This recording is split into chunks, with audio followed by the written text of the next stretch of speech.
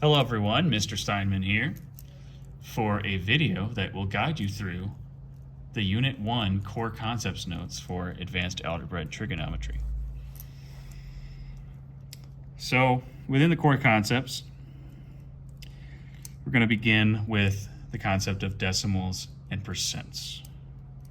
So, percents, decimals, moving the decimal point left twice or divide by 100.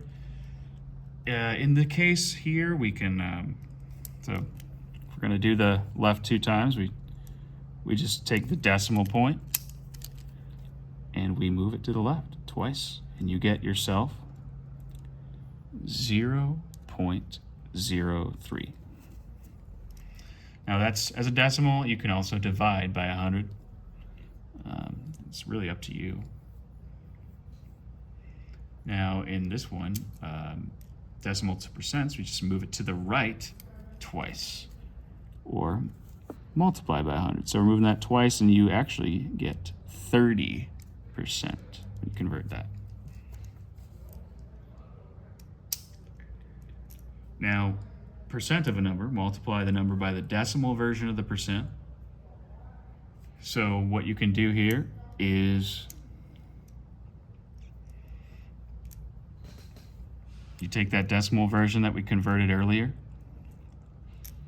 So we'll move this 2 to the left, and you get 0.02 times 45, and that should equal you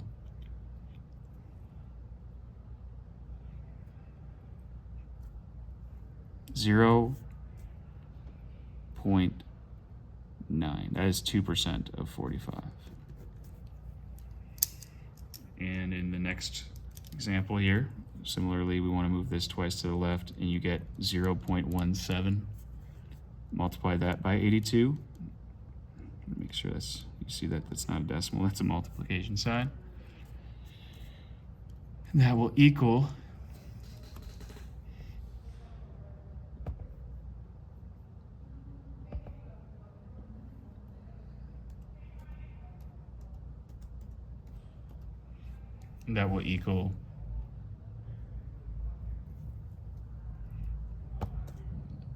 excuse me, sorry about this. It should equal us 13.94, be 17% of 82. Thank you for your patience there. Now with fraction vocab, now just by definition, fraction means divide. Fraction means divide. Improper fraction, an example of that would be 9/7. The numerator is smaller than the denominator, that's a proper fraction. You could say 7/9. The mixed number could be the version, well, it's a whole number and then a proper fraction written together. So 9/7 is also equal to 1 2/7. The simplest form of a fraction is called a reduced fraction, where the greatest common factor between the numerator and the denominator is 1, such as a number of like 2/5. Yeah, but if it wasn't reduced, you could say it's like 4/10, or even 6/15, etc. There's essentially infinite ways you could have an unreduced fraction, but only one way that it can be fully reduced. So I want you to take some time, pause this video, and label each fraction for what type it is. And then once you have labeled them correctly, or at least given them a shot, we can see what the solutions are. So for example, we got unreduced for here. This is an unreduced fraction.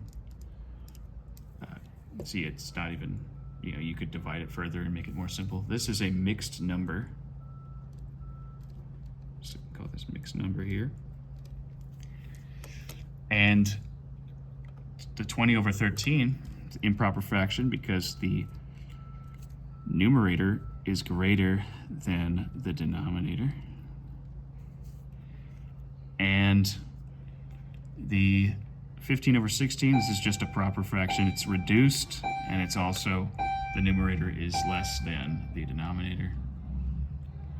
And this one's sort of a combination of mixed and improper, because it has the whole number, but then it also has an improper fraction. So it's kind of an incomplete, not the most clean way to display the number we want. However, it is there.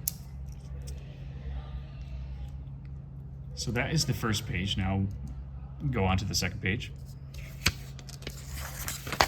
Reducing fractions. So how do we reduce fractions? Well, to reduce fractions, first find the greatest common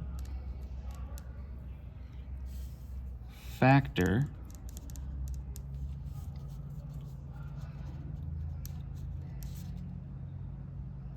of the numerator and denominator.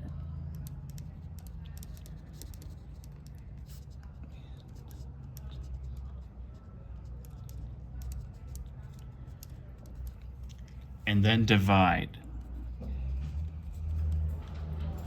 So once we find those, when we divide both numerator and denominator by that greatest common factor,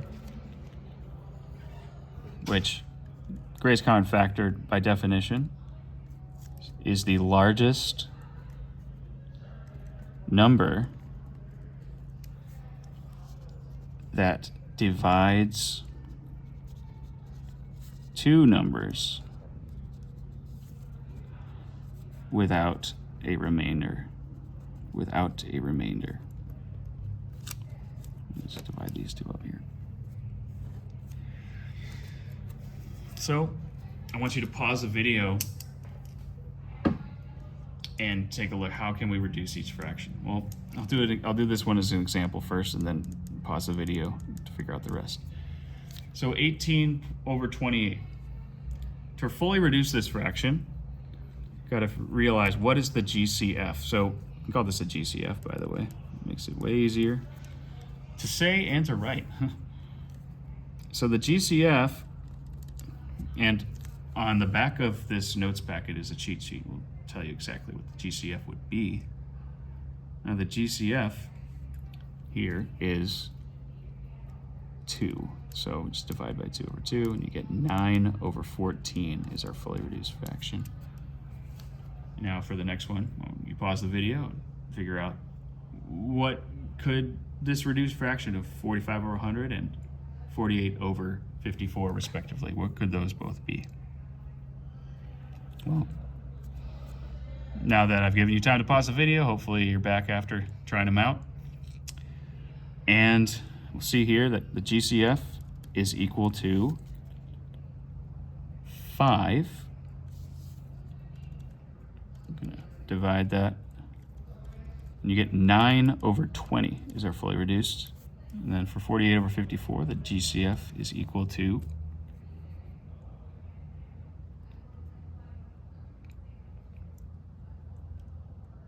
6 is equal to 6. Divide that all by 6, and you will get 8 over 9 is our reduced fraction there. So hopefully this makes sense so far. And then with converting fractions, to convert a number from an improper fraction to a mixed number, we will use long division. Examples. So 11 over 2. Now, 11 over 2 converted to a mixed number would be, first of all, 11 divided by 2 would be a 5 with a remainder of 1. Meaning that you would have 5 and 1/2, 5 1/2. So I want you to pause the video and try out example 2 and 3. So now that you've resumed the video and you've attempted 2 and 3, here are the solutions thereof. So let's get to 2 and 1/4. Remember, we're dividing 9 by 4, you get 2 with a remainder of 1. And similarly here, this would be 2, but with a remainder, instead of having a remainder of 1, it would actually be a remainder of 7. So you get 16, and then there's 7 remaining eighths.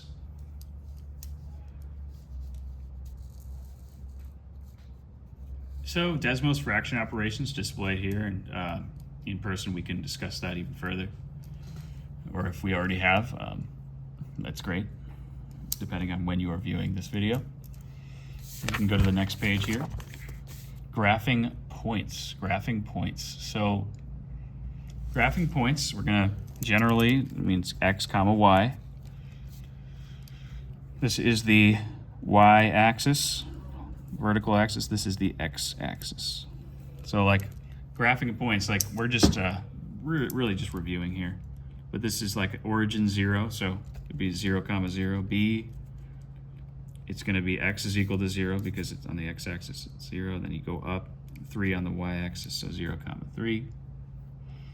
And C, because 3 on the x-axis and 0 on the y, so it'd be 3 comma 0, the opposite, the other one. And then D, way down here, we got negative 4 on the x-axis and negative 4, negative 5. So interesting. So now it's going to have us actually plot E and F. So E, negative 2, comma 4, you got E up here. And then F, negative 5, comma 0. So all the way back here, that would be point F. So that's just an example of graphing those points. Now, the key points of the graph, the x-intercept, with points where the graph touches the x-axis. So that's an x-intercept in a graph.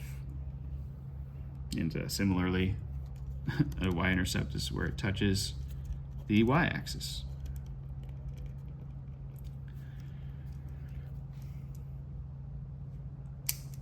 And then this example here on this page here at the end, we're looking at the graph to the left. I want you to pause the video and decide what are the x-intercepts and what is the y-intercepts and what is y when x is equal to 3. So I want you to give these all three a shot. Just pause the video, give them a shot, and then come back when you've give them a try. You can see whether you're correct or not. All right, so now we're back. You've tried them all. The x-intercepts are over here. Those are x-intercepts. They're 2, comma 0 and negative 3, comma 0. Well, what is the y-intercept? Where it intersects with the y-axis here, so that would be 0, comma 4. And then when x is equal to 3, y is equal to 2. So that's going to be 2, and as a coordinate point, that would be 3, comma 2. So that is solution for that example. We'll move on to the next page. So some basic algebraic terminology. Review here. So the symbol for an unknown value variable, usually a letter, such as x, y, or z. And a coefficient is a number that is multiplied by a variable. For example, well, we're going to look at the example visually here. Constant is a number that doesn't change, a number that is, we'll just say it's constant. It just does not change. And the exponent is the power to which a number is raised, or variable is raised. So it means the number slash variable is being multiplied that many times. So an example of writing 2 to the 4th using multiplication, it would look as follows. You're multiplying 2 4 times, so 2 times 2 times 2 times 2, that equals 16. So labeling each part would be like this. Well, that's our exponent. It's being raised to the second power. This is the coefficient. This is the variable. And This negative 5 here is the constant. Yep, so that is just the fundamental elements of basic algebraic terminology. When a coefficient is next to a variable, that means they are being multiplied. So 5x, it simply means 5 times x. So a variable has no coefficient, then the coefficient is always 1. You know, mathematicians are too lazy to write 1y. So, I mean, it could also be written as 1y, but y is usually how you'll see it. Any variable, constant, or coefficient that is by itself can be written as a fraction with a denominator of 1. So 7 can be written as 7 over 1. 4x can also be written as 4x over 1. It's also redundant. I mean, we don't like to just, you could do that with anything, right? You say anything over 1. So why do it? I mean, we all know. So operations with variables, we're adding would be, you know, maybe just give yourself some time to try this out. Pause the video for adding here and multiplying. Right now that you're back and you've tried it, let's look at it. So x is x, 2x, x plus x is 3x, 4x respectively here. 4 plus 5x, so this would be, we're combining these, you know, like terms, so it would be 9x, 3x squared plus 2x. This one actually doesn't have a simplified form. This one already is simplified. And this one would just be 2x squared. So when adding variables, the coefficient changes if it's the same variable that the coefficient is supporting. And same with here. Well, actually, no, it's a little different here. So multiplying, it's going to become an exponent. So x squared, x times x times x, x to the third, x to the fourth. This one's interesting because then you get 4 times 5 times x, which would be 20x squared. And then 3x squared times 2x, it'd be 6x to the third. 8x squared times negative 6x squared would be negative 48x to the fourth. We're multiplying those exponents. So it would be to the fourth. Those are the same exponents, so you'd add them together as 2 plus 2 is 4. So when multiplying variables, the exponent changes, not the coefficient.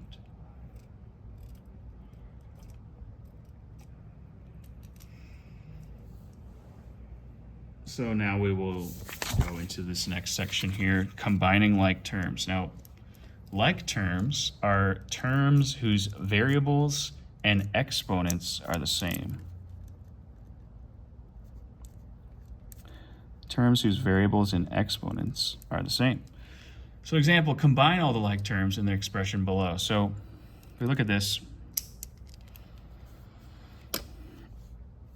I think of it as inviting people to a family barbecue. So there are 2 families here.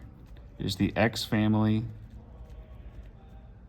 and then there's, I guess, the not X family, right? So there's an X family here. They all go to their family barbecue together. So we'll combine them like 4x plus 3x plus x is actually going to equal us 8x. So it's going to end up being 8x plus 7. Now there's 2 families here that we can note very distinctly here. So there's an x squared family. They have their own barbecue. And then there's the X family, just the regular X family. These actually are not related families when you combine like terms, so be aware of that. So if we're going to combine these like terms, then we're going to get negative 2x squared plus 5x squared plus 8x. Then you would get yourself this combined, this would be 3x squared plus 8x. So that would be our final solution for letter B there. For this one, I'll have you pause the video and then I'll display the solution. So now that you've paused it and worked on it, combining these like terms, there's two families to regard here. We got an X family, and we have a Y family. Very simple. These families cannot go to the same family barbecue. So we got 10x plus x plus, let's combine like terms with the Y family. So the Y family would be negative 4y plus 2y. And combine that and you get negative minus 2y, and you get 11x. So 11x minus 2y, that is our final solution for letter C. And combining like terms.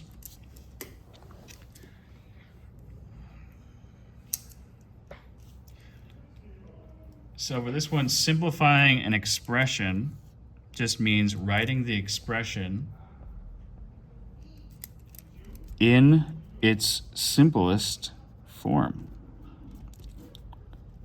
Its simplest form.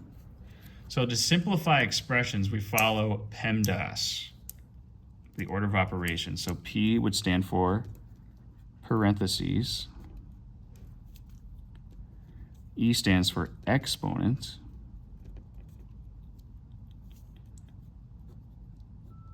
MD would stand for multiplication / division. They are actually equal, just they're decided by seniority. We'll talk about that in just a moment. And this is addition and subtraction. So I want you to think about it like airline boarding groups. So parentheses is in like the first class boarding group. They get to board the plane first. And the exponent group is the next group. They get to go together. And then multiplication and division, they're in the third boarding group. But the thing is, whoever got there first, multiplication or division, gets to go first. So it's not always multiplication goes first. If division was there in line first in the equation, then you exercise that operation first. And the same goes once you get to group 4, which is addition and subtraction. So I'm going to label these group 1, 2, 3, and 4. So these are equal, but it's first come, first serve. So I want you to pause the video, try to simplify these expressions using PEMDAS. So now that you've done that, I'll show you. So we do start with that 4 times 3 equals 12 minus 7, which equals 5. This one we start with the parentheses, so that's going to be 2 times 2, so we focus on multiplication. You get 4 plus 9 equals 13. And then this one is very interesting, so we can just do the parentheses first there. 2 times 11 minus 3 squared. So not multiplication next, it is exponent next. So you go 2 times 11 minus 9. 3 squared is 9. And then you finally multiply. 22 minus 9 equals 13. So both of those equal 13, just a coincidence there. So now substitution. Substitution means you replace the variable with the given value. So replace the variable with the given value. And then simplify the expression from there. So examples are substitute with the following expression. So why don't you pause the video and try these out yourself. Okay, now that we're back, got the examples here. So 4 times x. So x is equal to 5, so we go 4 times 5 minus 7. Remember PEMDAS says we prioritize multiplication over subtraction. So it is 13. And for b, well, x is equal to 2, so we can make that 2 to the third plus 9. Make that all and then 5 minus 1. So this will be, remember, parentheses first, so we go 4 times 2 to the third plus 9. 2 to the third is actually equal to 8, so 4 times 8 plus 9. Why don't we go 32 plus 9, and that equals 41. 41. So that is the solutions to the substitution section there. And then we'll go to the next page here. Solving equations. So in order to isolate variables, we must undo the operations. We must undo the operations. In each of the following cases, let's write the operation in the problem and the operation that will undo it. So I'll do the first example for you guys. So we're dividing, because this is 4 times x, we undo with division. So what we need to do is divide both by 4, and you get x is equal to 12 divided by 4 equals 3.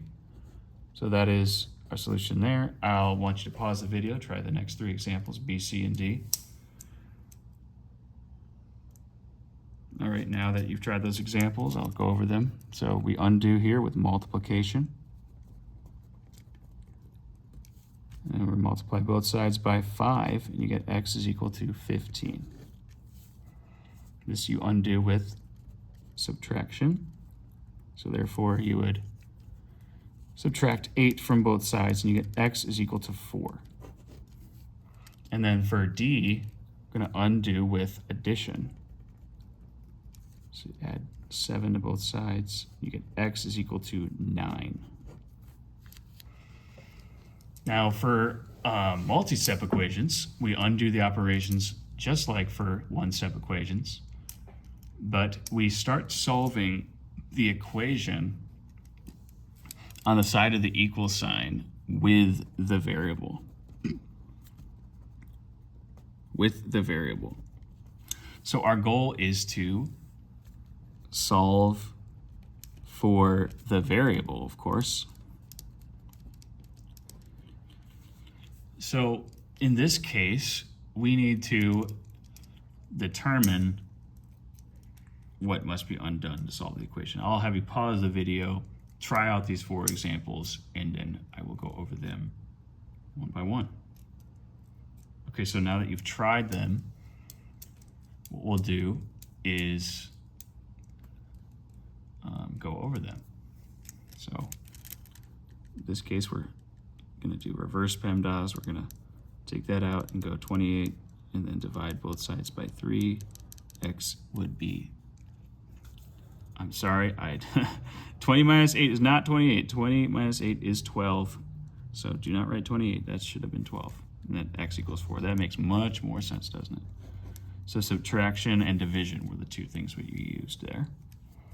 In this case, we're going to add 4 to both sides to get that x as alone as possible, as quickly as possible. You just divide both sides by 6 and you get 2.